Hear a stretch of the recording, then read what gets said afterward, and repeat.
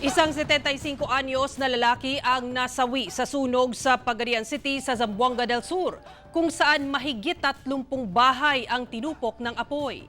Yan ang tinutukan ni Krisa Dapitan ng GMA Regional TV 1 Mindanao.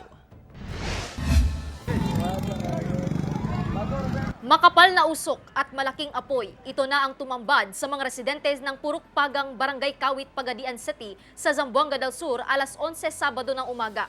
Mabilis na kumalat ang apoy dahil halos gawa sa light materials ang mga bahay sa nasabing lugar. Dahil dito, isang 75 anyos na lalaki ang nasawi sa sunog.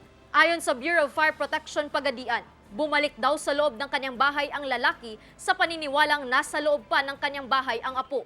Bumalik siya sa loob, ma'am, kasi ang pagkakaalam ng biktima natin, no, na yung apo niya is nasa loob pa natutulog. Paglabas niya, nahulugan siya ng kuryente, yung live wire, tumama sa likuran niya, kaya napadapa siya.